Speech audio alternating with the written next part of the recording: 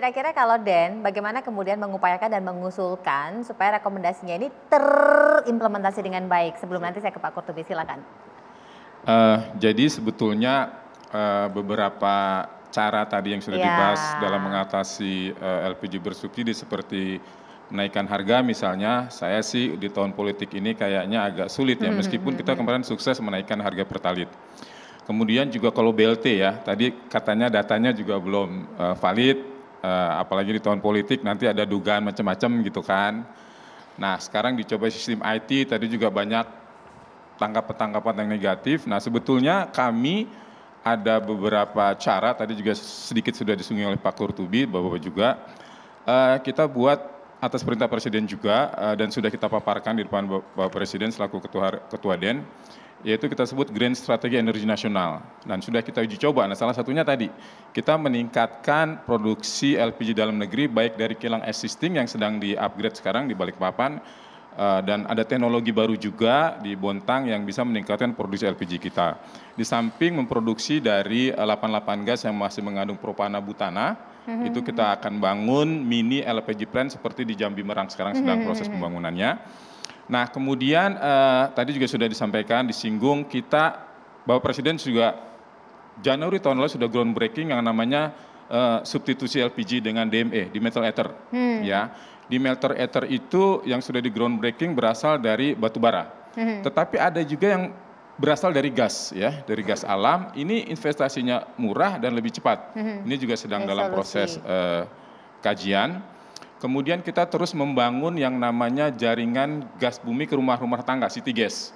Alhamdulillah saat ini sudah 800.000 lebih sumber rumah tangga, ini lebih murah dari LPG.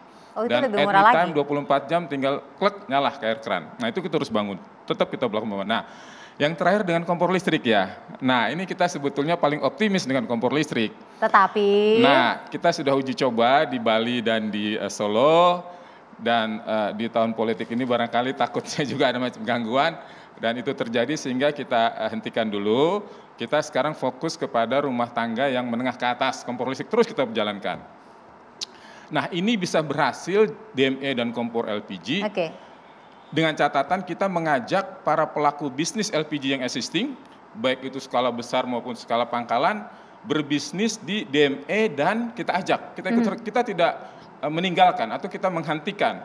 Kita tetap menggunakan, seperti kita dulu mengganti agen minyak tanah dengan agen LPG. 100% jadi agen LPG. Nah itulah yang perlu kita lakukan sekarang supaya ini berhasil ya, DME maupun kompor listrik. Kita ngajak pangkalan, agen, sampai importer terbesar di negeri ini, kita ajak untuk berbisnis DME dan kompor listrik. Jadi salah satu solusi. Silakan Pak Kurtubi.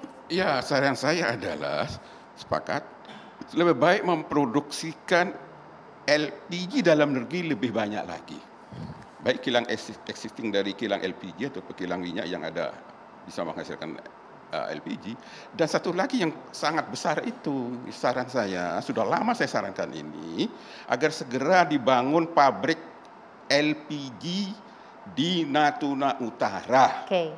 Terus bisa juga langsung dengan pabrik LNG-nya, juga CO2-nya yang besar itu dialirkan untuk menaikkan produksi minyak.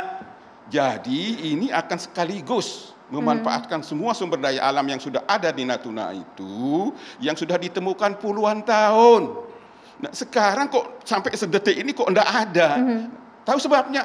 Karena sistem tata kelola di bawah Undang-Undang Migas itu yang salah total. Tolong Komisi 7 dengerin ya. Komisi 7 ini ya, Undang-Undang Migas nomor 2 tahun 2001 itu sumber masalah ini. Kita negara kaya sumber daya alam migas, menjadi rakyat tersiksa seperti sekarang ini, pemerintah cari macam-macam cara sampai beli LPG harus pakai KTP, menyiksa rakyat sebentar. Ya. Ini tidak benar ini cara pengelolaan migas. Saran saya kepada Presiden, mohon maaf Pak Presiden, DPR RI sudah 2 kali tidak berhasil memperbaiki, menghasilkan undang-undang migas yang menjadi penyebab kehancuran produksi migas di tanah air. 20 tahun, turun terus setiap tahun. Apa tidak tahu data itu? Baik. Penyebabnya undang-undang migas. Tolong Pak Jokowi segera perpu ganti, cabut Undang-Undang Migas nomor 21, hidupkan kembali undang-undang yang dibatalkan oleh Undang-Undang Migas. Hidup kembali itu, kembalikan kuasa pertambangan ke perusahaan negara. Pemerintah, mohon maaf Pak Joko, pemerintah tidak bisa berbisnis. Jadi dia tidak bisa. Beliau-beliau ini adalah pemegang kebijakan, para regulator. Pelaksana untuk membangun pabrik LNG yang sudah berhasil itu Pertamina dengan biaya murah. Kenapa biaya murah? Bunganya murah. Kenapa bunga murah? Dia dipercaya oleh perbankan internasional dan perusahaan minyak internasional sebagai pemegang kuasa pertambangan, sehingga interest rate-nya lebih murah. Buktinya Pertamina berhasil membangun pabrik LNG di Arun dan Badak dan bunga murah. Sukses.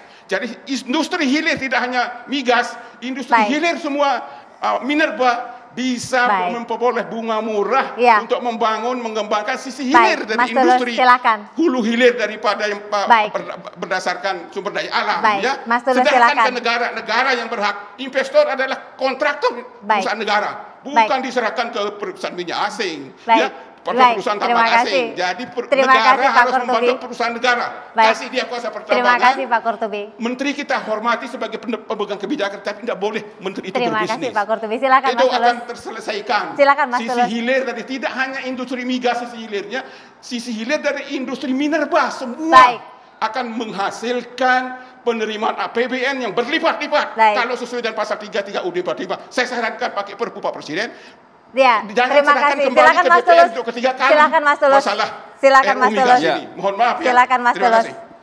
Ya, kalau bagi masyarakat kan tadi ada ketersediaan barang dan harganya terjangkau. Ya, jadi komoditas LPG-nya ada dan harganya terjangkau bagi masyarakat. Dan dalam konteks subsidi kembali bahwa subsidi itu subsidi apapun, baik energi maupun pangan atau apapun, memang definisi subsidi adalah kepada masyarakat tidak mampu. Ya, ini yang saya kira harus kita luruskan. Nah, persoalan meluruskan ini yang kemudian jangan sampai katakanlah membuat satu instrumen yang kurang rasional. Nah, dalam hal ini nanti kita tunggu evaluasi dari uji coba pembelian gas LPG di Tangerang ya, di Tangerang dan di ada 5 kota itu nanti seperti apa tantangan, kendala dan juga keluhan-keluhan masyarakat gitu. Karena dengan uji coba itu kan nanti mestinya ada hal positif yang seperti apa dan hal negatif seperti apa, dan kemudian nanti diambil kebijakan yang lebih komprehensif. Dulu kan ketika mau mengendalikan Pertalite atau BBM kan Pertamina atau pemerintah waktu itu kan juga gencar untuk menggunakan My Pertamina atau apa. Kemudian saya bilang ya sebenarnya paling rasional adalah instrumen harga. Nah, kemudian akhirnya diambil instrumen harga terhadap BBM. Nah, ini saya kira juga seperti itu endingnya pada akhirnya ya. Tapi ini kan terbentur pada momen-momen yang tidak tepat. Apalagi kajian dari BPS mengatakan bahwa dampak kenaikan BBM adalah naiknya angka kemiskinan gitu. Ini yang saya kira juga harus jadi perhatian. Baik. Terima kasih Mas Tulus, terima kasih Mas Kating, terima kasih Pak Joksis, terima kasih Pak Qurtubi. Mudah-mudahan saja ada kebijakan terbaik supaya masyarakat tidak kemudian diperibet dalam tanda petik akibat dari subsidi yang terus naik. Saya Brigita Manara pamit, selamat malam, sampai jumpa.